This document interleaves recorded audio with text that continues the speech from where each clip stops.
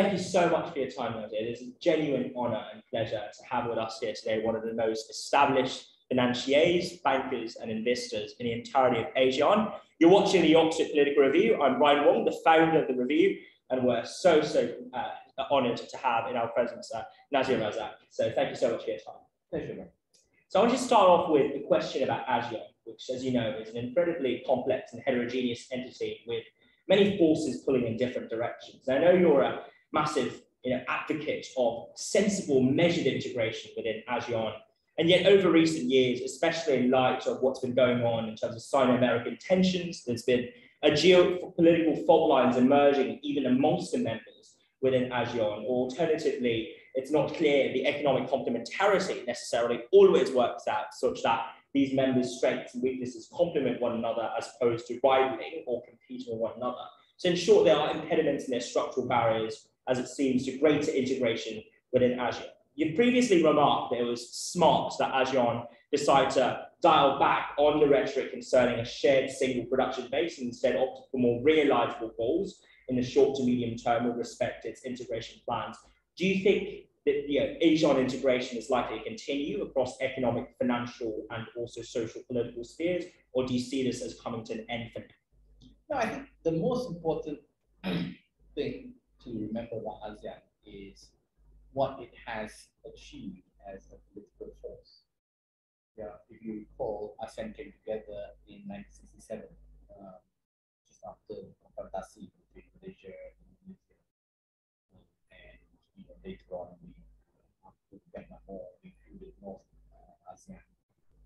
And since then, we've been pretty much at peace. And peace and stability has been the kind of bedrock of growth and development. So we must never forget that ASEAN did that for us.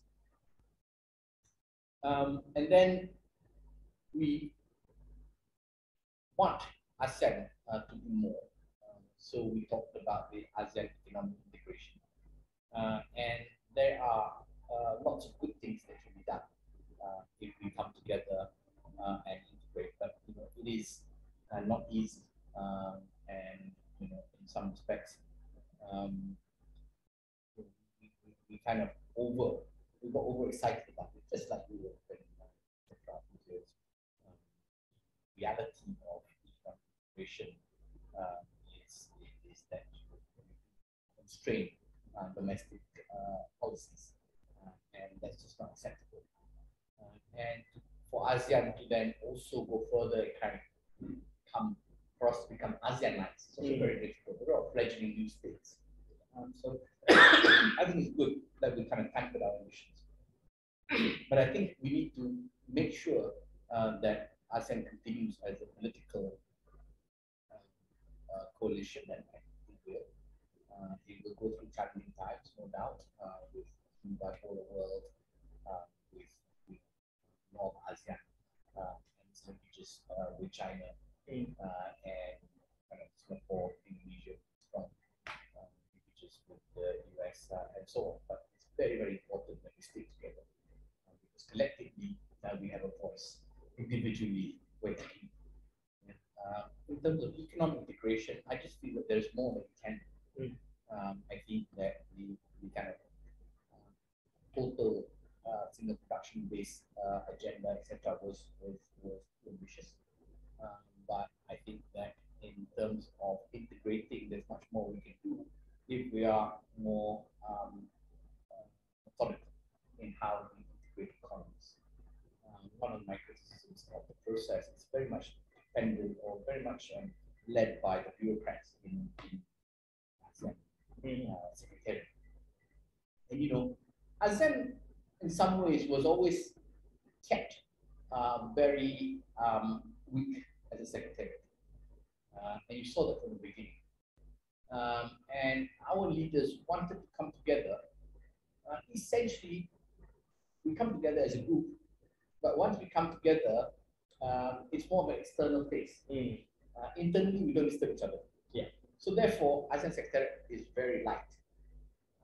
And that lightness is a huge impediment when you go into details of economic integration.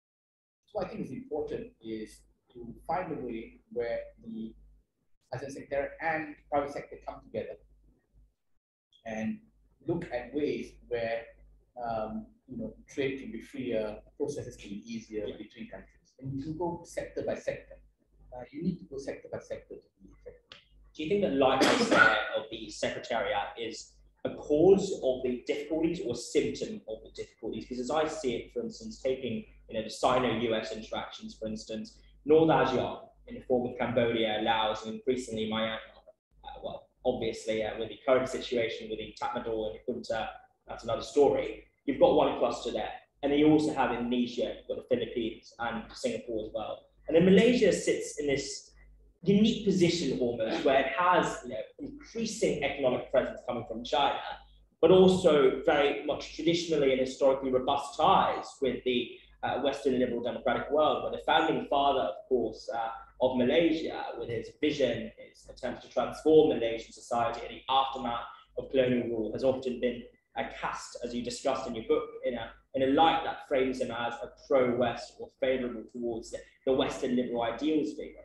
So in light of this, I guess the question I have for you, Nazir, is where do you see Malaysia in all of this? Do you see Malaysia as a balancer, as a hedger, or as a mediator between? Yeah, definitely the balancer in the middle, geographically, as well as philosophically or ideologically, we are the balancer. Malaysia was the first country to open diplomatic relations to China. At the same time, the leaders who opened those two diplomatic relations were British educated and Western in their values. So today we talk very easily to both sides, and with our Islamic credentials, we're also very well linked to the Middle East, and of course with the diaspora, we're also very linked to India and China. So Malaysia is in a great place to kind of be the bridge for everybody, and we've seen this in the past where the Malaysian Putra or Foreign Service has really done a very good job in kind of bridging, kind of toning down tensions between. Is that mediating role still tenable, though, in light of basically what we see right now, where China is advancing this view of sort of the Belt and Road Initiative, an alternative, some say, and some others say, a supplementary or complement to the existing order on one hand, whereas America says actually that it's high time that America is back to Asia and back to the Indo-Pacific in relation to, of course, ensuring or seeing to that America has a foothold within this particular sphere of the world. So is the balancing function still tenable given these tensions and given these non-convergent strategic objectives? Well, that is a big question. I'm not sure if I'm the best person to answer something. Certainly on Malaysia's part, I would imagine that if you ask our leaders, they would say there is absolutely no benefit for us being on either side. Yeah, we are best neutral, keeping the bridge between them, and also, more importantly, between ASEAN together as a kind of balancing force. I think in terms of the bipolar world, cyber trap, and so on, all those arguments will be made. I don't really know. That's beyond my pay grade to predict that. But I do think that in this interdependent world, there's more to gain if we collaborate. And I think the US just needs to find a way to understand that China is now a very big economy, soon bigger than the US, and it needs to be accommodated at the head table. I want to situate this in the context of finance, because I know you obviously speak from a wealth of voluminous experience in finance and also financial dealings between corporations and banks and countries.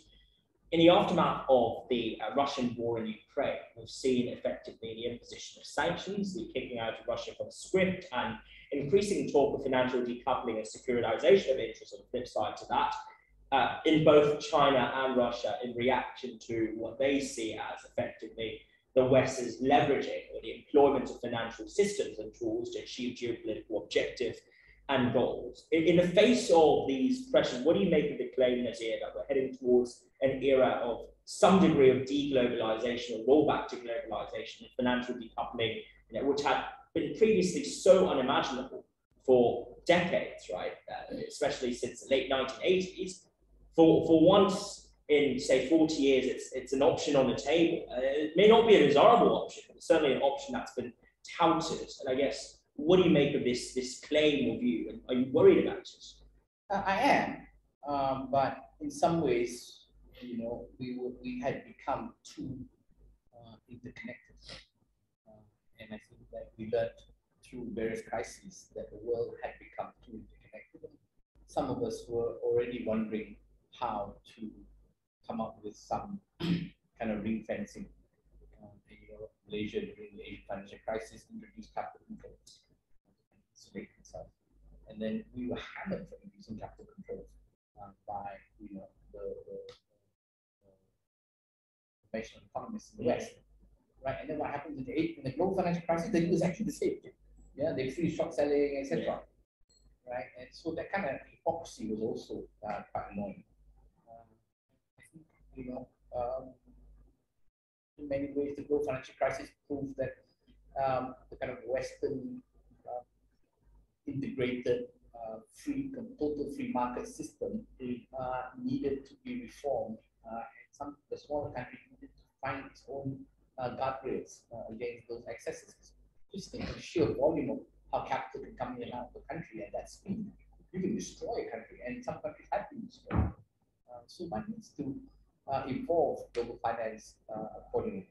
I think we run over, we kind of bow too much to the interest of financiers making lots of money. And we should think about the real value that finance brings to the real economy, and how you allow finance to play a positive role, but you don't allow it to damage economies.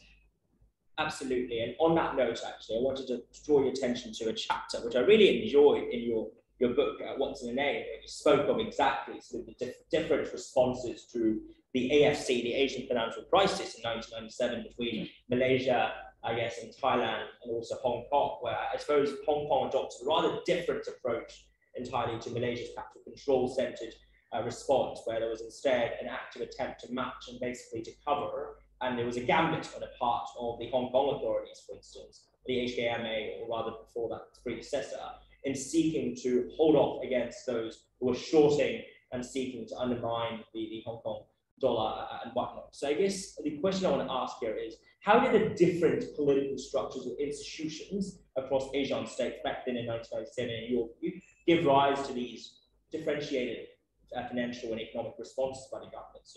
Well, I think the responses were kind of driven by your balance sheets, your capacities. Malaysia did not have large foreign borrowings. That was the most important thing that allowed Malaysia to kind of choose its own path and ultimately choose capital control. Whereas Indonesia got hammered because of the sheer size of its foreign borrowings, right? And then it had to turn to the IMF and bow to the IMF policies.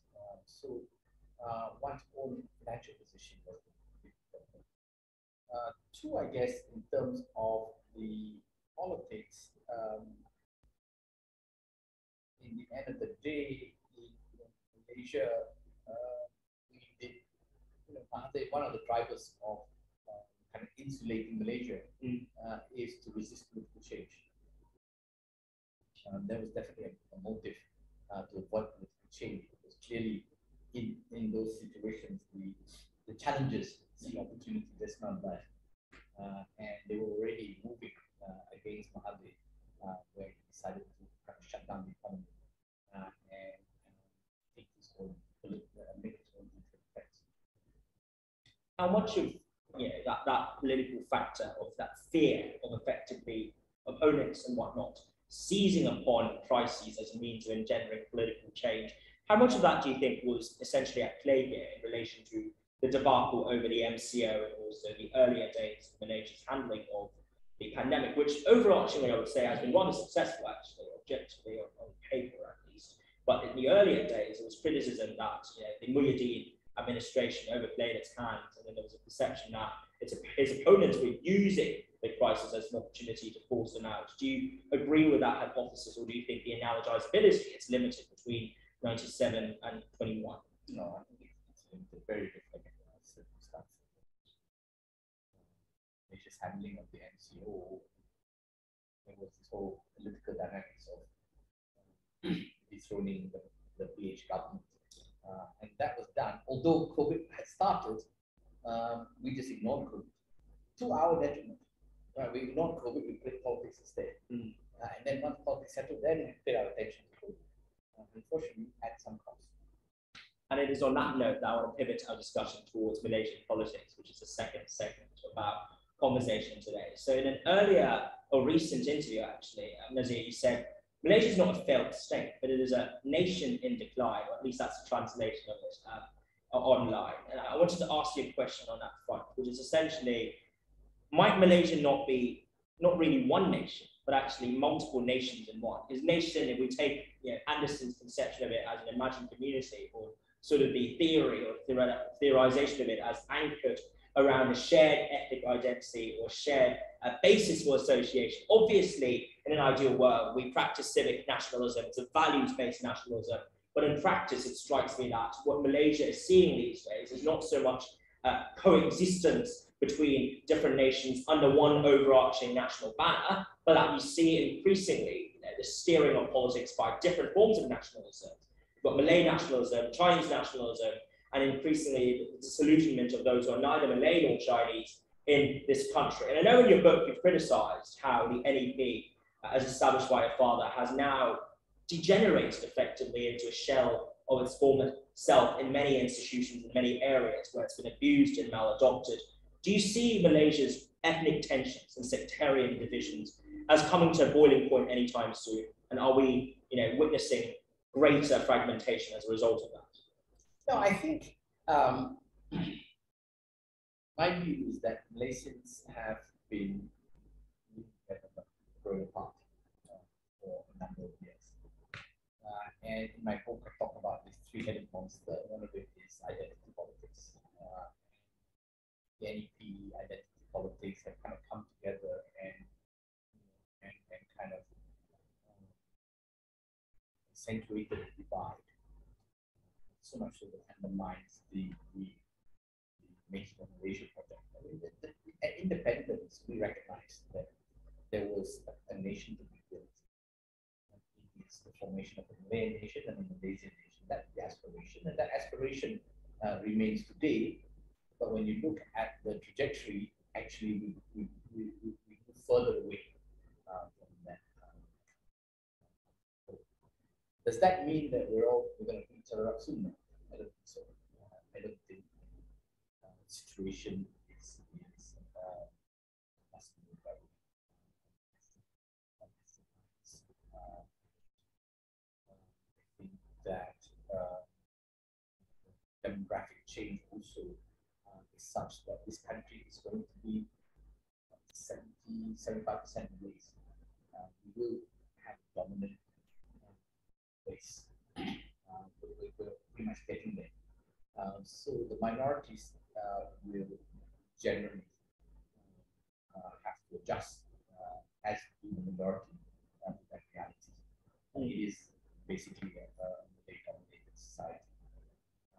And I think that we need to then organize our politics in such a way that the minorities are fairly treated.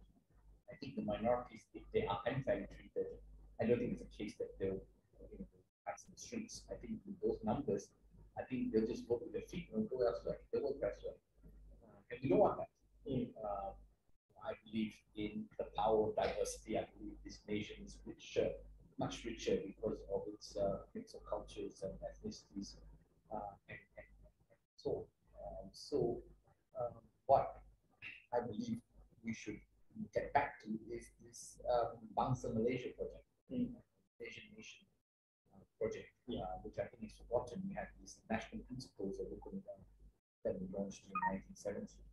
That's a very powerful document, but it's kind of fallen by the wayside.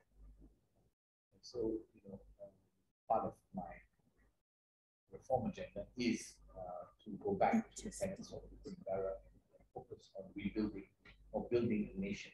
And there are a lot of aspects to it, in particular education. You can't build a nation when your children go to school separately. You just cannot. That needs to be changed. But the very people who advocate Malaysian are also very resistant to the in the vernacular school. So there are deals to be negotiated.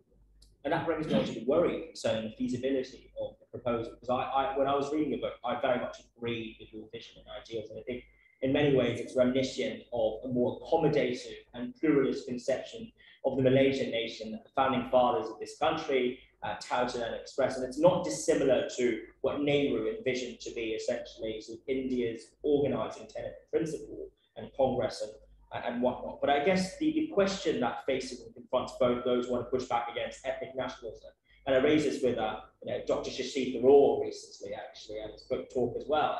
It's hard. It's very difficult when the very nation builders and organizers of the nation today, those who decide upon educational policies, the vernacular, the adoption of languages, are also those who are very much reluctant and resistant towards building a Bangsa Malaysia or the Bangsa project, and instead are opting for the easy way out, which is invoking and driving up really ethnic or ethnocentric sentiments in order to achieve their own political ends. So what's the way out of this impasse? Or is it just that we know there's a right solution, we're not going to get there though because of these constraints?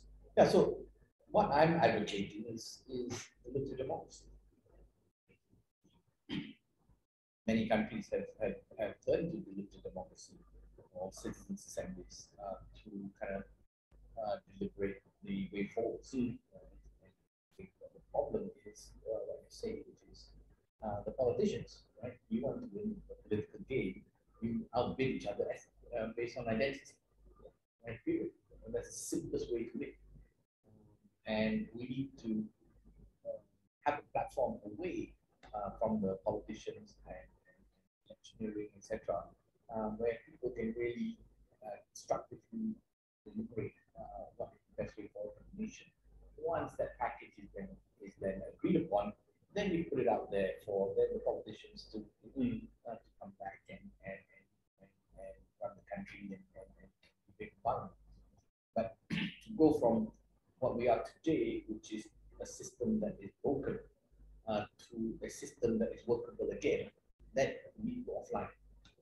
Absolutely. And I think what's interesting here is essentially on the viability of deliberative democracy, because the criticisms that often are mounted against Ackerman and Josh Cohen and their works on deliberative democracy is that it ends up being implicitly exclusionary, because it is not the case that those who are most able to rock up to these discussions are also those who most necessarily need them. So for instance, if you're a labourer, if you're someone who struggles, you're someone who's poor, you're trying to put food on the table, you won't rock up to town halls. Or if you're someone who already harbours innate, deeply rooted disillusionment and skepticism towards the system, very much like the Gilets Jaunes protesters and Emmanuel Macron in France, you're not going to rock up to the sort of 3,650 town halls that he and his mayors across France scheduled, as much as they're well-intentioned and come with ultimately just objectives, in my view. So I guess the question here is, deliberation's great, but you also want to ensure that the barriers to entry are as low as possible.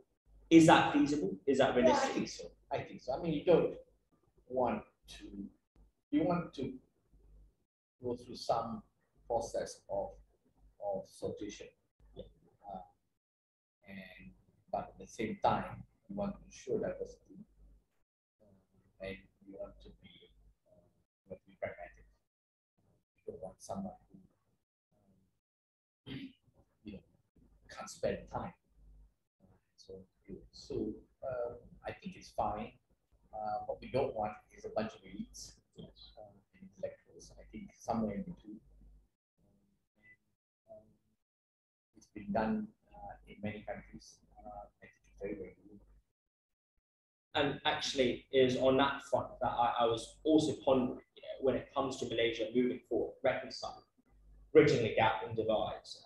Obviously, the elephant in the room for both the ruling party and also the country at large is by and large sort of your brother Najib's recent or the political turmoil and the controversy surrounding it. Do you think Malaysia as a country is ready to move on, is prepared to move on from the contentions? Malaysia is moving on. There's a generation coming, and I think the electorate is from the recent state elections. The electorate are kind of moving on quite clearly. They're voting for policies, they're voting for stability, rather than getting drawn in by sloganeering, like one MVP, all that is done and dusted.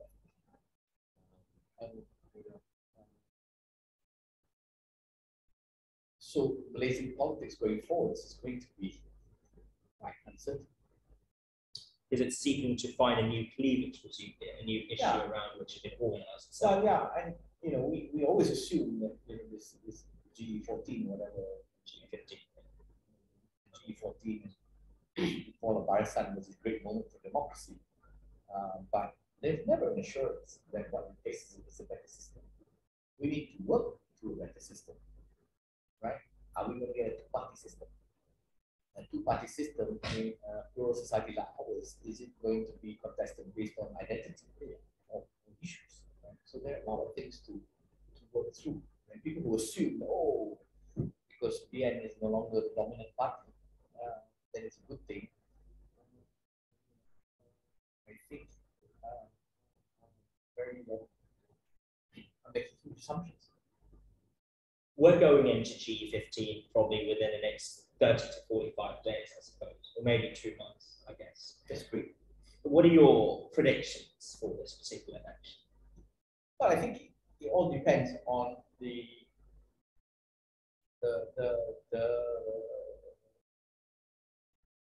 what the competition looks like.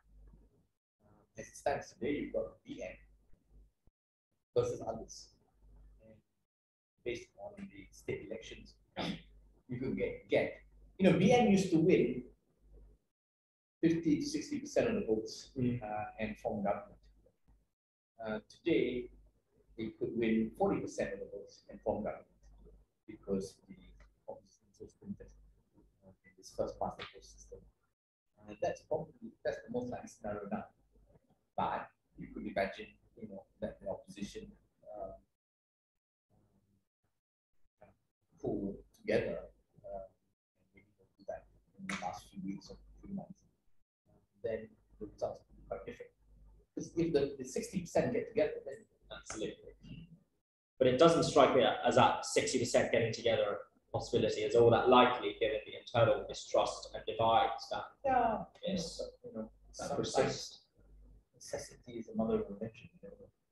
That's very fair. So I want to now turn to the final segment of our interview today, which is about the more personal dimensions and aspects of your story, which I find incredibly fascinating. Whilst reading through the pages, flipping through the pages of your excellent memoir biography, What's in a Name, which I would strongly and thoroughly recommend. And one of the questions I wanted to ask you on that is, you've positioned yourself since your retirement from a more active role in CMIB. Since then, you've positioned yourself as a rather objective commentator, thinker, critic, and intellectual. And I think this is also a brand and a reputation that you've cultivated, not just through the recent years, but also throughout all these decades of you basically putting your foot where your mouth is and doing and seeking to change Malaysian society for the better through finance and public finance in particular. I was wondering on that front though, have you ever considered taking 1 step, 2 steps further into the political scene in jumping into the arena? Or is it, as you said in your interview with Nairi Woods earlier this year in January, the case that you prefer to change Malaysia through your current positions and your current capacities? I think we all have our roles, and one's role is based on what you feel you're best at. And just like this whole idea of a better Malaysia assembly and so on, I kind of, it's not even a movement. It is an idea that we, 5 of us, wrote a letter to the king. It's an idea, and we're hoping that the institutions, that the political parties take it up. So I'm not a political movement. Have I thought about going to politics? Of course. That's a natural thing to do when you come from a political family. Do I think I would be a good politician? Not in this system. And I think that if I go into politics, I would have to, sooner or later, dance to the tune of the current system. And I worry that dancing to the tune of the current system will kind of compromise me in a way that undermines my ultimate agenda, which is to change politics. And I think maybe changing politics is more doable as an independent, right? I'm just an independent voice, and I put Better Malaysia Assembly out there. Few political parties are already going to pick it up. And if enough take it up, they form government, and I'm happy to come in and do the work for them. I think I was thinking about it. I mean, at the end of the day, what you want to make you work to make a difference. You don't work to have a position. I don't need that position. I'd rather look back and say that, okay, I helped make a better Malaysia in my own way, if I helped with democracy, or making change, making politics more sensible, whatever. I'm happy with that. I'd rather do that than look back at myself as having been a prime minister who had to compromise and ended up to be a bad prime minister. I'd rather the former rather than the latter. I think that's a very reasonable sentiment, although I guess one pushback you might face is the school of thought that says if you don't get your hands dirty, if you don't compromise, given that politics is about compromising, then you'll never gain the true levers of power in transforming the way the structures are built. So I guess that's a sort of dirty hand pushback. No, that's fair. And as I said, at the moment, I think that if someone needs to come up with the ideas, someone needs to do the thinking. I just need to find the people to do the politics based on my thinking. Are you worried that Malaysian politics is intrinsically built to be devoid of ideas? And I raise here a historical example, which is essentially going back to the undergirding ethos for the Bumi Petra policy. It's a form of affirmative action to correct for structural imbalances and injustices that disadvantaged back then and still have since then ethnic Malays. So the underlying ethos is noble. It is a vision of ultimately transforming politics to be more egalitarian as the end output, more fair, more just. And yet, as you pointed out in your book, the NEP, as espoused and envisioned by your father, has since become co-opted, especially in the aftermath of his passing, by vested interests, by those with ulterior motives, into becoming this vessel for their own personal ambition. So the worry here is that the ideas are great and they're wonderful, they're truly instrumental, but the practice and the implementation of that not only does it affect, it actually kills the idea. So it throws the baby out alongside of that water. No, I agree. There's always a risk of that. But as I said, the flip is I could go in, I could do the take on the dirty work, and at the end of the day, I may lose the credibility to pursue the idea as well. And on that note of credibility, to what extent do you see, because some say, right, you're publishing this book is your attempt to build a second career or a third career in supporting your development of political credibility, whereas others say, having read your book, you should be the Prime Minister of this country. You should take it one step further, 2 steps further. Very clearly that people like you and people need you in many respects, not just because of your ideas, but also because of your expertise, your knowledge, your acumen. And I don't want to sort of sound like a fanboy here, Nazir, but I guess in face of these popular demands and also folks who believe very firmly in your ideas, what would be your sort of overarching recommendation for them in face of GE15? How should they vote? Should they vote? Is voting that important? Or is it instead about changing the systems from the outside? So voting is it just at the end of the day merely one part of many steps towards reform and change? No, I think GE15 is imminent, and one should basically vote for, in our system, you've got to vote for the candidates. Vote for the credible candidates. And in terms of parties, I think, vote for parties that are going to advocate positive politics. Like, some parties will advocate citizens' incentives, and I would be, supportive of them.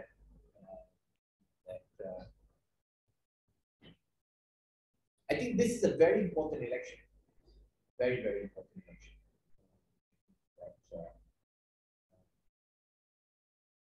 We run the risk of going back to the past. And there are many ways that this, even if BN wins, there are many different BNs today. One doesn't know which BN will actually end up in power. So it's almost like maybe 2-3 step election. Folks voted, I guess, in the election that gave rise to Pakatan Harapan for what they perceived to be hope, to be change, to be basically a reform or revamping to the system. A few years down the line, they were disillusioned. They only to find that they were indeed, in many ways, I guess, the expectations fell short, and there was a lot of politicking, intrigue going on that fateful evening in early 2020 that culminated at the end to Pakatan Harapan. In your view, Nazir, what do you think brought about the demise or that dissolution of that state of government? Was it internal political factionalism? Was it mistrust from the people? Was it the pandemic, which was, I guess, not really a thing then at all, because it was February 2020? What were the causes behind that spectacular infraction? And also I think it was a coalition based on a common enemy. And I think there were many dubious assumptions in that coalition. Not least of all, how will Mahathir hand over to Anwar? I mean, difficult to believe it. I always found that odd because given what he said about Anwar, do you really believe he's going to hand over to Anwar? So I think that was going to happen. But it was more than that. It was also within that. They never sat down. I mean, Mahathir very quickly said, "Oh, I didn't read the whole manifesto." Or I agreed. Then he said, "I agreed to it because I didn't think we would win." I mean, can't do that. He was the leader of this coalition. He had a manifesto, and very quickly said, "No, I didn't read it. I don't believe what's in it." I mean, that's really conning the electorate, right? So ultimately, within that coalition, it was irresponsible not to sit down and agree the fundamentals of partnership, a sustainable and viable partnership. It was irresponsible, and because you basically you gave people such huge hope and expectations, and I think it's worse. Sometimes when you give people hope and expectations, and then you disappoint them, it's worse than not doing it in the first place, right? Because a lot of people really felt that, even I felt, right, that Malaysia is, I was advocating this, assembly, blah blah blah. But when I saw the Pakatan manifesto, I'm like, I don't need it, right? It's all in this manifesto. Yeah. So when Pakatan wins, it's fine. We're gonna, there's gonna be a new Malaysia. That's what they said. But instead, very quickly, it was powerful segments of Pakatan just wanted to go back to the old Malaysia, the older Malaysia, the sort of 1990s Malaysia. And 1990s, if you read the book, was a bad time. Yeah. Right? We look back and we had very high economic growth, blah blah blah. But that was a precursor to the crisis. Yeah. And Malaysia was much more damaged in the crisis than Hong Kong, Singapore, etc., because of the excesses of the 90s. And so it's wrong to look at the 1990s as a good time. You know, anybody could have done well in 1990s. You open up so much capital, you got lots of money, you push. Yeah. You know, you look really good, right? And so that is a fundamental thing to understand. The 1990s was not a good time, and actually, Pakatan Harapan's leadership wanted to go back to the 1990s. And in that process, you also look at how they handled business. Whereas Nelson Mandela comes out of prison and embraces his jailers and his opponents, whereas Pakatan came in and were very, very they were angry people. They started sacking people from the GLCs, from the civil service, you know, anyone who had anything to do with remotely to do with Barisan was treated as suspect, etc. Malaysia doesn't have enough people, doesn't have enough bright people to go and shun people like that. To be fair, it's not all of Pakatan, but they just went in, everyone just, you know, we just want to get rid of Najib, let's all come together. When you get rid of it, it's like, okay, what are we going to do? Then nobody was in control, and everyone just went their own directions, and it was mayhem.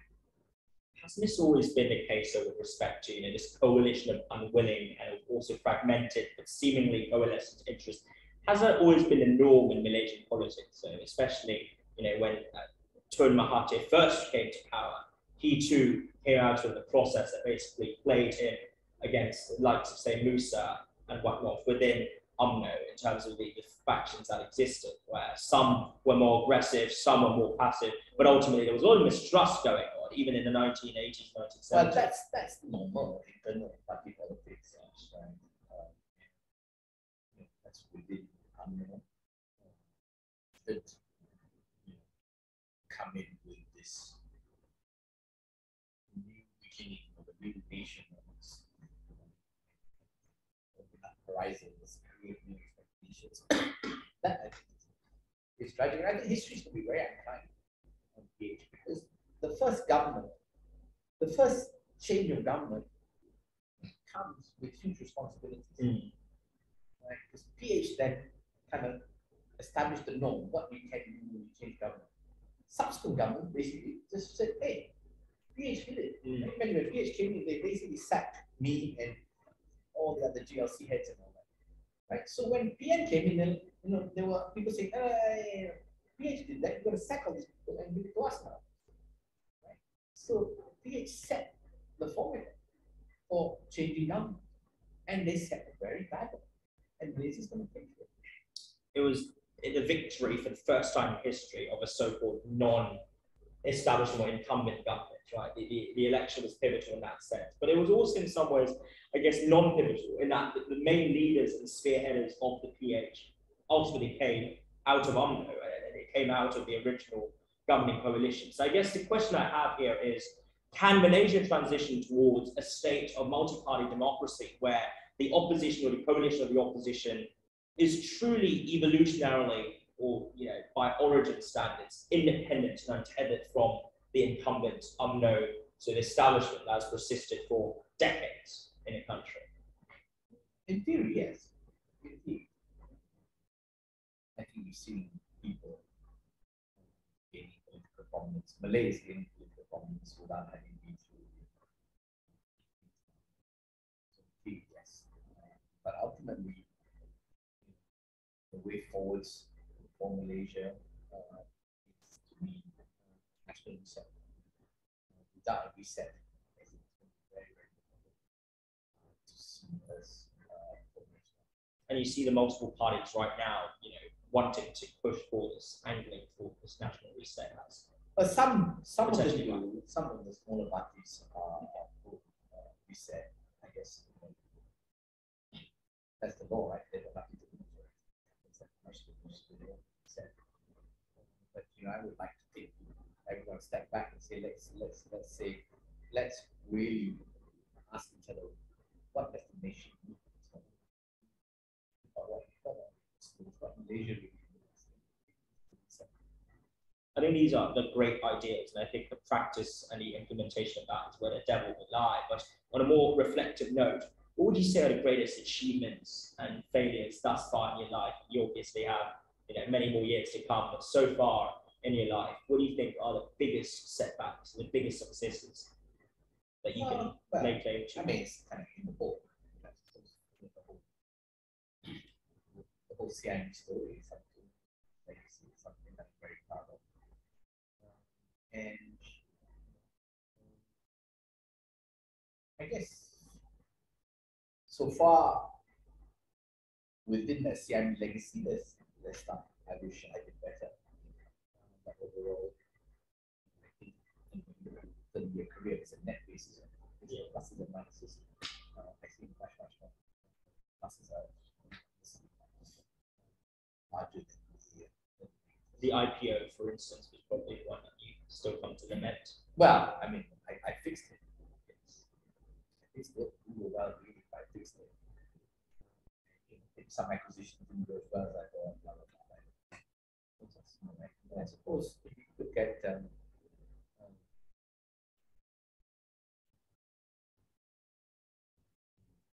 reset agenda,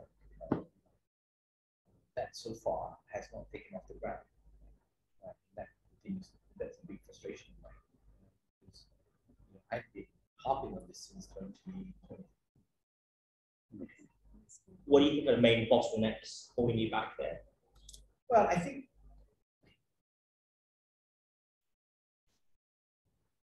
there just isn't enough momentum and support for it. And there's huge resistance to it. And maybe it's naive for me to think that I can just convince people. Maybe I need to be a movement for national reset, rather than just try and rely on existing politicians and parties to take on my cause.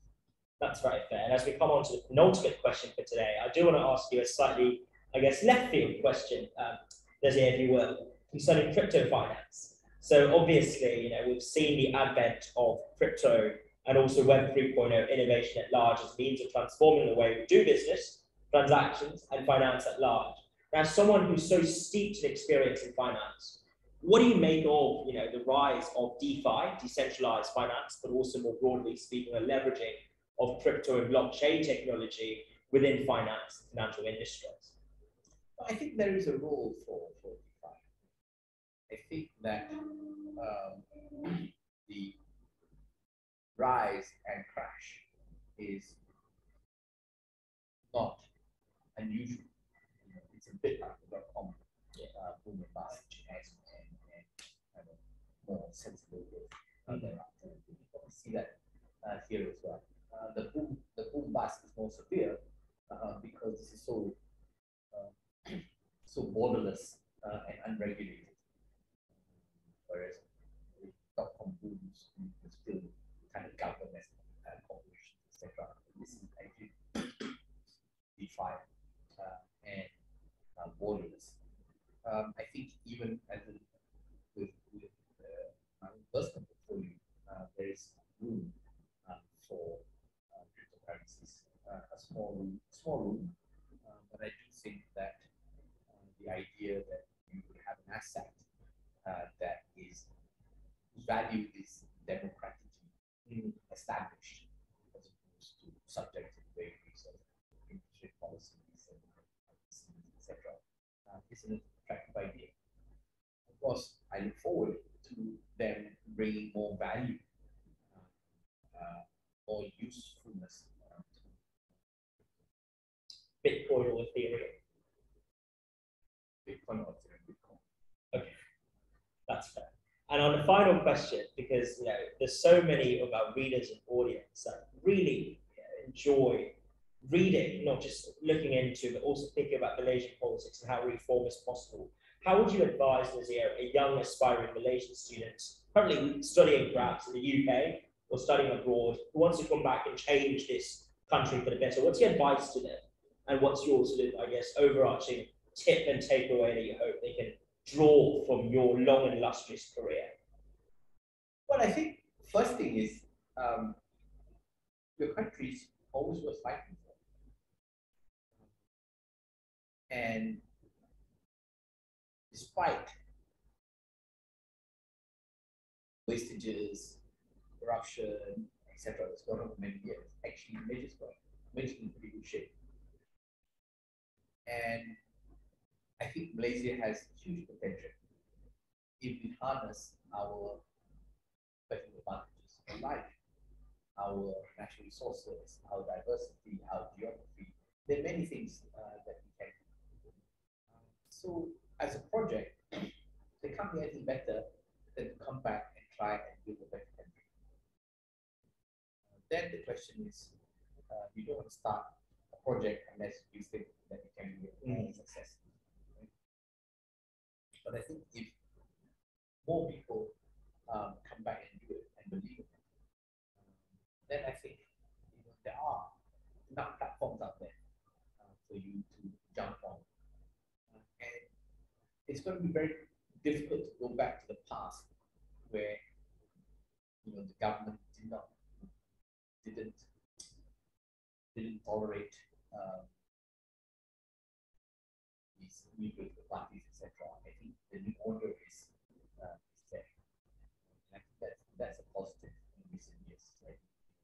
Freedom of speech is much more established now. And I think taking sides, you don't being in the opposition or against government is much more acceptable today than it was because we have to change the government. So there's a lot of there is some progress in Malaysian democracy, and there is more democratic spaces for the young today.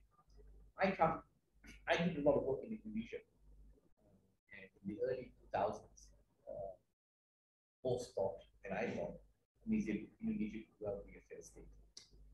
And look at it. It's a beacon of democracy. And it's got most of the unicorns in the region. And when you go there, you hang around with the young people, they are so inspirational. And they are so at ease with themselves. And I believe that Malaysia needs to be young again. Yeah, I always reflect on the past when we had chief of police who was 33 years old, chief of navy was 29 years old. Malaysia used to rely on that in its early successful days. Today, somehow or other, Malaysia became very old.